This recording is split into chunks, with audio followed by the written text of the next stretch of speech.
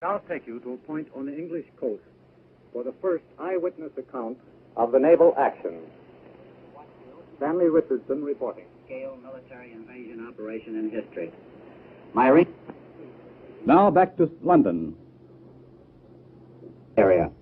No low-flying fighters came over to strafe us with machine gun fire. And no enemy vessels, not even one of their vaunted E-boats, came out to the attack. The officers and men with whom I rode wondered searchingly about this.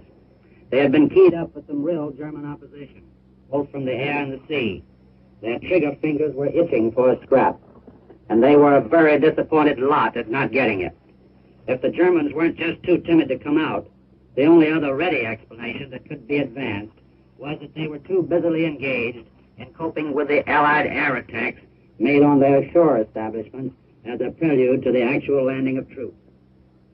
In the area we covered, we could see hundreds of bombers and fighters shuttling back and forth, dropping their bomb loads and returning to England for more explosives to blast the enemy. We could see the big two-engined American transport planes, also in the hundreds, returning to their bases in the United Kingdom after dropping their airborne troops in France. Yes, Jerry had a lot to keep him busy last night and early today, but as far as the naval phase of our activity was concerned, not a shot was exchanged with the enemy while I was on the scene.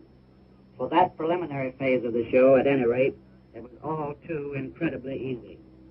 We left our patrol torpedo boat based in daylight to accompany the slow-moving light advance guard of ships which had to pave the way for the actual landing. One of our missions was to protect the Allied minesweepers, which cleared a wide channel straight to the enemy shore for our troop transports and supply ships. Long lines of ships of every description were discernible on the skyline, literally miles of craft in even columns converging upon the area in the channel marked for the concentration point for the actual invasion. Huge transports, tank landing ships, smaller troop landing craft, tankers and supply vessels of every kind, plodded doggedly along under lowering skies and laboring over heavy seas. You people at home would have been thrilled to the bone to have seen all these American men, American ships, and American supplies sailing calmly into the action for which they had been prepared and trained for so many months. It was estimated that there were more than 4,000 ships of all kinds in the channel for this combined operation. By nightfall, we were nearing the French coast, and our watch tightened. But nothing happened.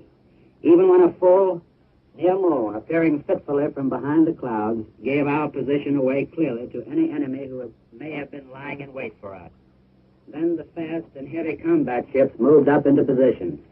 All aligned themselves in the bombardment area to loose a hail of high explosives to protect the troops moving into the beaches on their landing craft.